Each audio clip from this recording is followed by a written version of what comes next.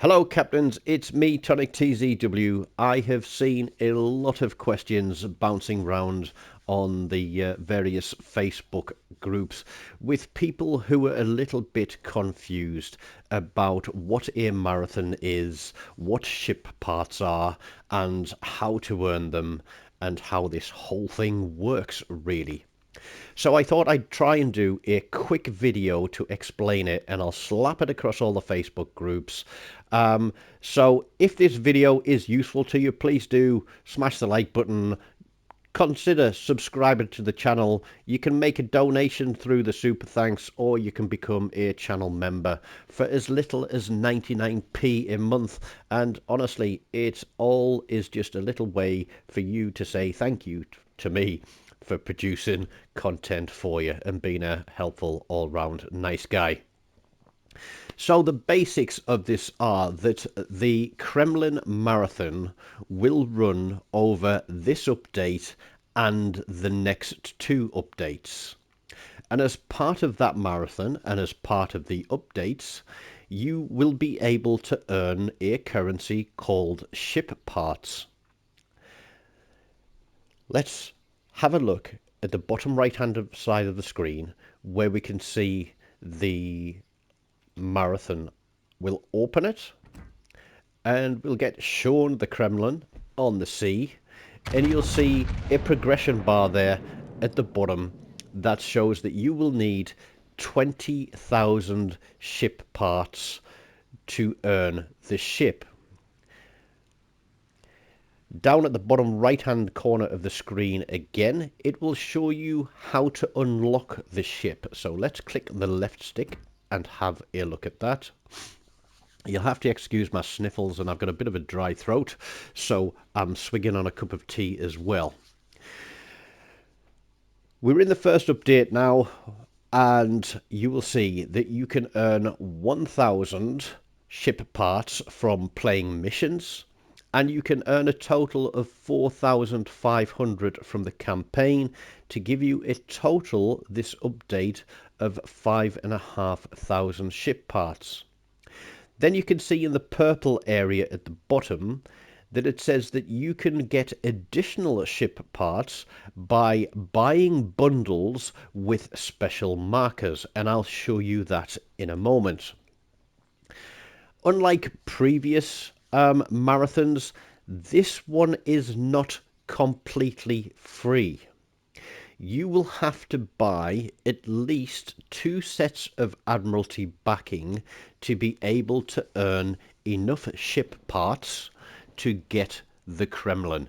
So you're going to have to spend at least 5,000 doubloons, which I think is around the equivalent of £14.99, and I'm guessing in dollars US, that's about 20 or around 40 Australian dollars. I'm sorry, I couldn't tell you what it is in any other currencies.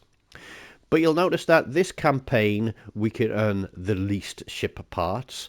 The next campaign we can get 7,500 maximum.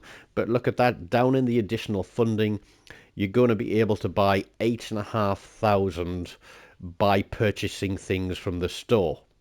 Let me just remind you, the only thing you need to spend to get this ship will be 2 sets of Admiralty backing, and that will be on the next campaign and the one that follows it.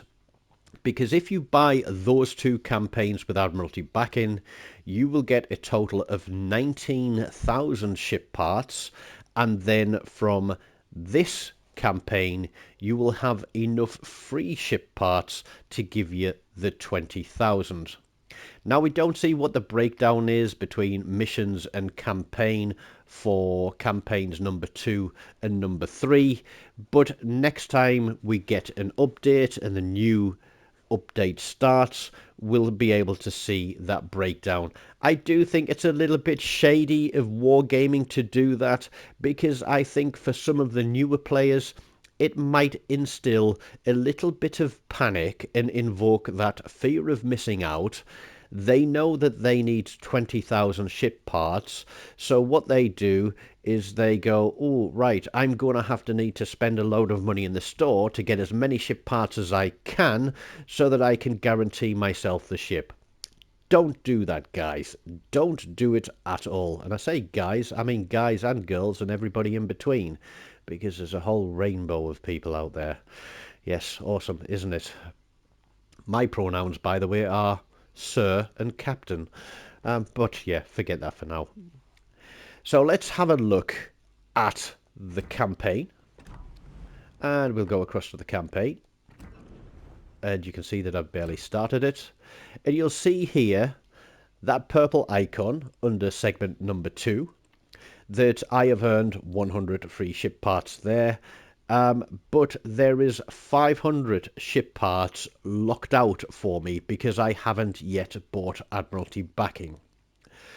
And then if we go and have a look at the store, and remember, I strongly recommend you don't do this unless there's something in the store that you absolutely want. But we'll see here, and here's another indicator for newer players out here. You are not buying the Richelieu if you spend 5,000 doubloons on this. If you look at the top left-hand corner of the image, you will see that it's got a little paint roller that you paint your walls with. That means that this is a ship camo. It is not the ship. And when we go into that package, we will see that if we were to buy that ship camo, we would earn an extra 500 ship parts. Let's have a look at what this looks like. I've still got my Christmas port on. There we go. They've dragged a few French flags, the tricolore, I think it is, isn't it? The tricolour across the ship to make it look fancy. Is it worth 5,000 balloons? No, it's not. Don't waste your money on it. So, just to recap, you can earn the Kremlin for the cost of 5,000 doubloons for paying for 2 Admiralty backings on the next campaign and the one that follows it. Point to note, even if you do earn all 20,000 ship parts before the end of the 3rd update, you will not get the ship in port. That's another thing to remember. Just because you got the 20,000 does not mean that you get the ship immediately. You will not receive the ship in your port until the end of the 3rd update. And I know you're all going to say, well, that's absolutely stupid. Why have Wargaming done that? I have my own thoughts on why we're seeing more of these marathons, but I'm going to cover that in another video. So, get on with this update. Earn the ship parts you want to for free. Buy your Admiralty back in if you definitely want to get the Kremlin and earn enough. But again, I would save my if you're not interested in the Somme as the campaign ship, I would save your money, save your doubloons, spend it on campaign 2 and campaign 3, and then at the end of the campaign, you'll have Kremlin to go alongside your campaign ships. If you do have any questions, please do leave them in the comments to this video and I'll do my best to try and answer every single one of them. One point that I've potentially missed is that for some event currencies, Wargaming often convert any remaining currency to silver credits at the end of a marathon or a campaign or an event. You will not be given any credits for any ship parts in excess of the 20,000 that you need for the Kremlin. So don't go buying up packages to get more ship parts thinking that they're going to be converted to credits at the end and you're going to be Scrooge McDuck rolling in a big pile of silver. It's not going to happen.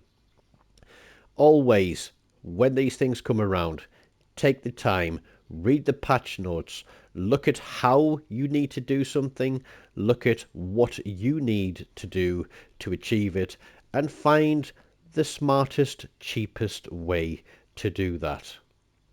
It is a free-to-play game, but if you're not paying attention to the way things work, you can end up spending a lot of money that you don't need to. Leave your questions in the comments. Please do smash the like, subscribe to the channel, take out a membership for as little as 99p a month, and help support me, support you. Until next time, guys, take care of yourselves, and goodbye.